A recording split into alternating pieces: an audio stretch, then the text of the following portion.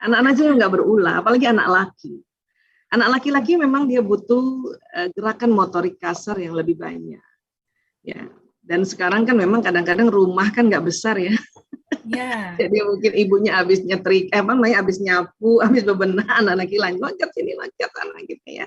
Iya. Saya bisa ngomong kayak gini karena saya mencoba mendalami bagaimana sih perilaku anak laki-laki, karena saya punya anak laki 4 loh. Lanang, Priok, Kakung, Jaler. Ini kalau nggak belajar, nah itu tadi, nanti label-label ini keluar. Nah ini bahaya. Karena kalau ibu yang memberi label, maka dia akan terjadi. Hati-hati. Kenapa? Karena sistem saraf ibu sama dengan anak, sinyal ibu sama, ya, atau sinyal anak sama dengan ibu. Ya. Saya sering bercanda atau saya sering kasih analogi ini, ya, misalnya kalau ibunya XL, anaknya XL. Ini contoh aja nih, satu provider dia. Ya, maka itu benar tadi, kalau ibunya teriak, anak bisa 3 kali teriak. Ibu tenang, anak 3 kali tenang. Jadi bikinlah gimana caranya supaya tenang. Nabi sudah ajarkan duduk aja, liatin dulu anak-anak. Ya, saya waktu anak-anak masih kecil itu saya mencoba rumah bikin agak lapang. Rumah saya kecil banget waktu itu ya, tipe 36 itu. Bayangkan anak laki-laki saya main sepeda di rumah, main skateboard, main bola, main basket, main Lego, main semua di rumah. Jadi kami nggak ada ruang tamu, kasih aja itu karpet, sudah. Nggak ada tuh namanya lampu kristal, nggak usah lah. Kristal kita lah ini, anak-anak ini. Jangan sampai kita gara-gara lampu kristal kita marah-marah. Nah, kristal asli kita pecah perasaannya, pikirannya, jiwanya. Ini yang bahaya. Ya. Nah, itu. Terus apa yang saya lakukan? Saya bilang sama anak-anak saya, nah, kalau ibu sudah sampai agak tinggi suara, itu ada 2 itu. Ya, apa? Nggak sopan sama bahaya. Itu aja. Nah. Dan saya juga tidak serta-merta langsung teriak. Cek dulu. Dia lakukan masih punya aku. Masih oke lah ini dulu ya. Tapi maaf kalau dia sudah pakai nama-nama binatang dia sebut, sudah nggak sopan. Nah baru Kak, Adek, Lanang, Rio, Kakung, Jaler, sebut namanya semuanya. Ya. Jadi seorang ibu tuh waktu duduk tenang, kemudian istighfar, kemudian amati apa sih yang dia lakukan gitu. Ya, nah kalau sudah bahaya, nah jadi anak-anak saya sekarang sampai detik ini dia tahu persis ibu menegur hanya 2 hal, berbahaya atau tidak sopan. Supaya otaknya itu ngerti gitu. Jangan terlalu banyak yang nggak boleh, capek anak-anak.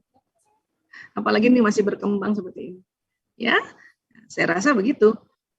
Ya, jadi sekali lagi ya, setiap kita mau ngomong itu diam dulu, istighfar dulu, duduk dulu gitu ya, duduk, istighfar, tarik nafas, diam, terus tanyakan apa sih, berbahaya nggak ya? Oh masih belum. Dia loncat. Saya udah singkirkan tuh yang tajam-tajam, ujung-ujung meja udah diplester, semua yang tajam-tajam. Sekali-kali kejeduk juga nih nggak masalah juga kan? Dan jangan juga, nah masa kan? Nah jangan juga begitu. Ya, ibu, aku kejeduk. Saya langsung senyum aja. Di mana kejeduknya? Nah, itu di situ. Nah, berarti tadi bahaya tuh. Kenapa ibu nggak bilang? Supaya kamu rasa juga lah. Santai aja saya ngomongnya kayak gitu. Tapi bisa santai dengan banyak istighfar tuh. Pada lagi dia loncat-loncat. Tarik nafas, astagfirullahaladzim. Gitu caranya ya. Iya. Sama setiap ya. Jantung ya Bu ya. Iya, sama itu tadi kalau lagi Idul Adha ya, potong kambing untuk diri kita supaya kita sifat binatangnya berkurang. Bu Aisyah, saya mau tanya, kebetulan saya punya anak usia 5 tahun dan saat ini TKA. Laki-laki perempuan? Laki-laki. Alhamdulillah.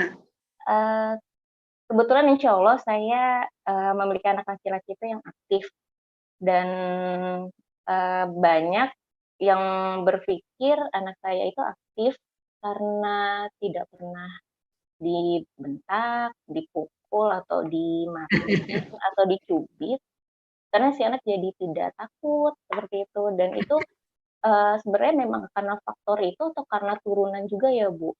Dan kadang jadinya sifatnya seperti dia kayak explore, jadi berani, jadi pede, tapi buat mungkin orang tua yang tidak tidak sepaham, jadi seperti agak kayak mengganggu mungkin ya jatuhnya. Padahal si anak hanya explore aja, dia explore sendiri, dia mau lari sendiri, saya tidak larang selama itu aman dan selama itu baik, tapi diikutin oleh teman-teman yang lainnya karena mungkin buat teman-teman itu seru gitu. Oh, nih anak seru nih, bisa lari, bisa dibolehin orang tuanya. Dan buat orang tuanya itu malah jadi kayak, aduh ini gara-gara dia lari nih anak gue jadi lari gitu, Bu.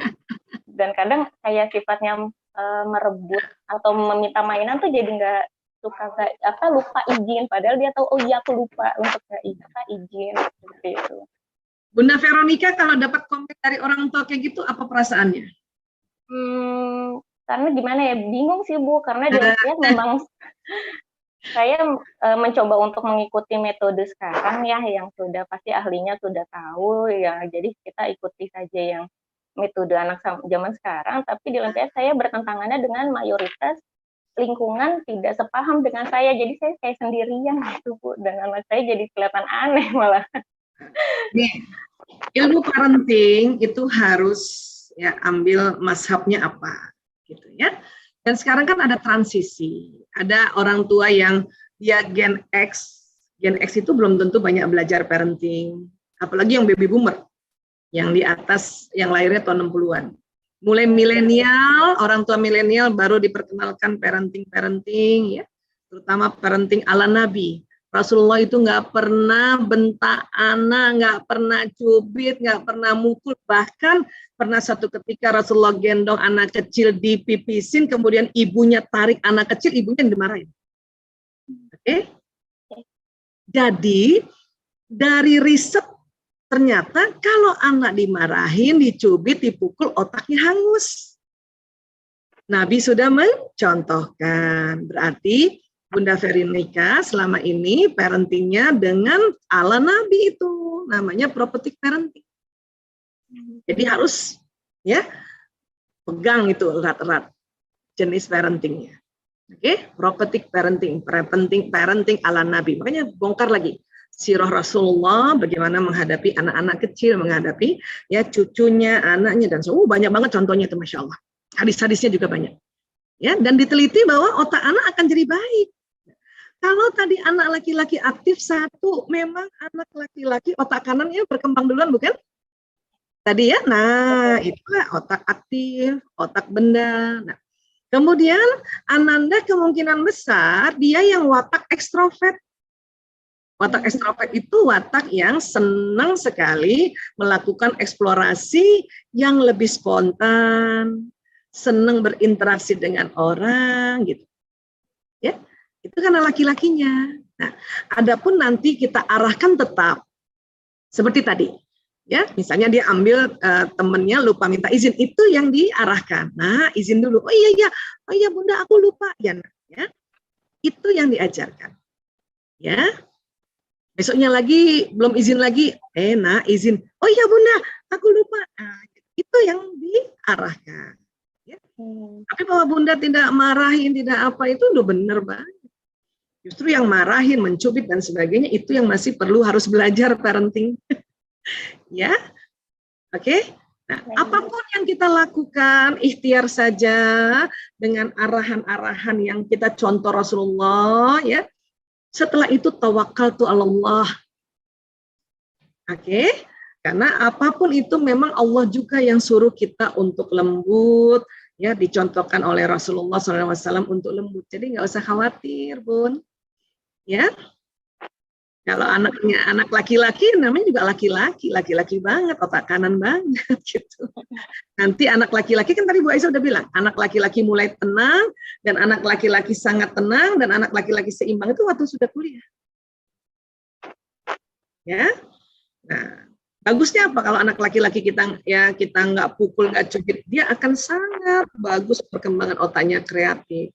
Hanya tetap ada yang kita bantu dia untuk belajar benar, baik, pantas. Gitu.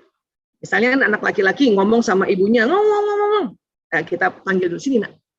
Ya, kalau ngomong sama Bunda, ya di sini dulu ya, gitu. Tapi terus matanya nggak mau lihat Bunda, nggak apa-apa, karena mata laki-laki kan nggak apa-apa. Yang penting ngomong apa sayang. Nah, kita ajarin cara yang baik dan pantas, karena mau bicara sama orang tua. Atau ambil kursi. Bunda, aku mau cerita. Oke, ambil kursi nak. Nah, Nah, itu diajarin namanya benar, baik, dan pantas caranya. Suatu diajar itu anak laki kan dia, asal kita nggak lihat wajahnya dan mukanya, dia akan lihat muka kita. Saya biasanya pada saat anak laki-laki cerita, saya suka ambil kertas, ya ini saya selalu siapkan kertas namanya kertas yang warna-warni kayak gini nih tuh ya, saya tulis. Dan waktu saya nulis, dia lihat muka saya. Dan anak laki-laki seneng banget kalau ceritanya juga ditulis, atau kalau kita lagi negosiasi, musyawarah sama anak laki, ya, misalnya mau main jam berapa, apa kita tulis, dia seneng banget. Ya, nah itu kayak gitu ya. Oke, tetap semangat. Iya, Insya Allah barokah. Terima kasih. Mudah-mudahan buat pertanyaan yang hampir mirip-mirip terjawab juga ya. Terima kasih Bu Aisyah. Sama-sama.